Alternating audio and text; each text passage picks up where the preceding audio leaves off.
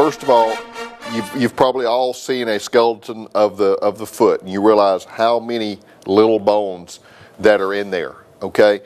And obviously in between each of those little bones, whether they're in between or as far as the connections there, you've got small little ligaments that are in there. And so with that, all those structures allow for opportunity of injury. Okay, so when we start looking really, and we start at the big toe, the primary joint there is as far as the metatarsal phalangeal joint. Okay, metatarsal phalangeal joint of the first great toe. So first of all, get somebody up here for me real quick, so that I can poke around on their feet.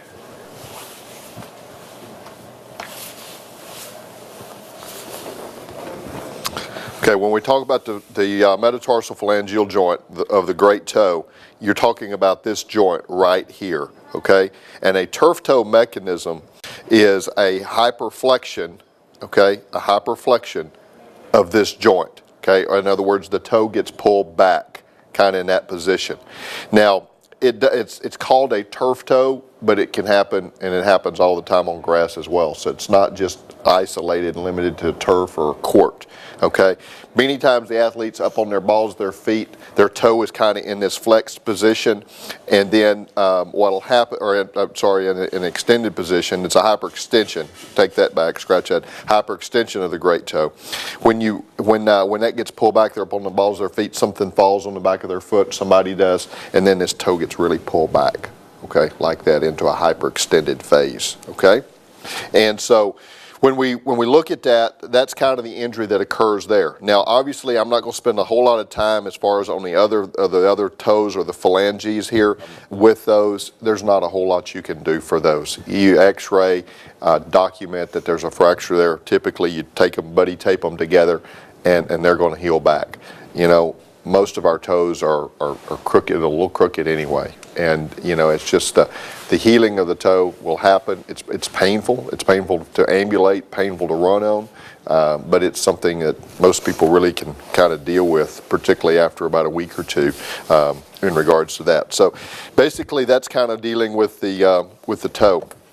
Now, when we go to support these things, and as far as in splitting these things, really for the foot, we've got several different options here. Now, and some of these overlap. In a big time toe sprain or toe injury, certainly a rigid type of boot, kind of like this, immobilizer boot, cam walker, some people call it, can be used. Okay, now there's no difference in this particular style of boot and these others that you see with the big Velcro type of wrap that goes inside of this. It's just designed a little bit different. I love this one because it's a lot cooler. It's a little bit lighter. Typically, you know, it's kind of somewhat reusable. So if a player's in it just for a short period of time, you can clean it down and reuse it for somebody else.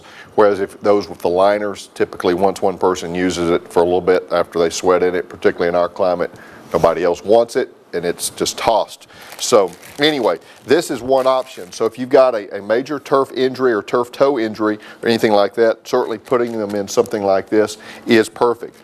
The same goes into effect as we work up the foot, whether it's a tarsal, metatarsal sprain, arch sprain, into a midfoot sprain. Same type of shoe or brace would be used for that, or splint. Okay. Now, another thing that we would want to utilize in addition to taping this or bracing this would be what we call a turf toe steel-plated innersole. Okay, now these come in all different sizes, but if you notice here, it's got this carbon fiber plate here on the bottom of that, and you can see really how much more rigid that it makes that arch support or that innersole. Now, when we put these in, we typically will put these in both shoes, okay, just so that it feels the same thickness is there, and so these are sized out, and so we have several players that are playing with these now, okay. So that's something that we would add in addition to the tape job that we're going to put on her toe and demonstrate that, okay. Any questions so far? Okay. All right, when we go in to tape a turf toe, and let's say you didn't have something like that because you might not keep those on stock, you may have to get those ordered in, things like that. How would we tape this? Okay, we're going to get our foot into a neutral position, same way that Carl demonstrated just for the ankle.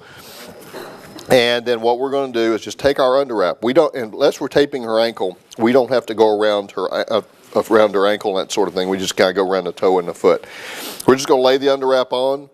This is a little tricky here. You're just kind of getting it around without making it roll. The important thing is you don't pull the underwrap too tight.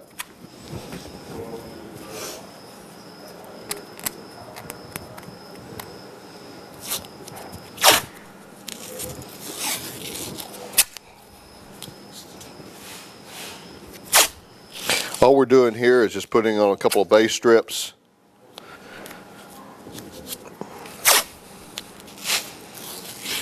Remember, tape sticks better to tape than anything else, and this next strip, what we call a toe spica. Use a 1-inch tape or a little bit narrow tape, and if Carl didn't tell you or Matt didn't tell you, you can always take 1 1/2 and split it, okay, and just tear it in half if you don't have 1-inch tape as far as in stock. The easiest thing to do is peel off the strip about 12 inches long, okay, and just tear it. Okay, now what we're going to do, and the way I teach this, is I lay this right in here. Now my first strip, what I'm looking at here, I'm actually going to pull that toe down. You notice this? See how her toe, I pulled it more into a flexion position, okay, because what happened? It got pulled back, correct? So we want to pull against that. So our first strip, pull the toe down. Which way does the first strip go? Down. Down. That will be critical when I test you, okay? And then we're just going to lay this next strip right on top. Okay? We're going to put on about 3 of those.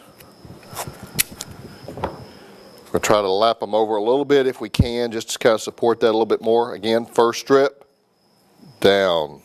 Okay? And if you notice here, I'm kind of working my way back up that joint just a little bit. You see that?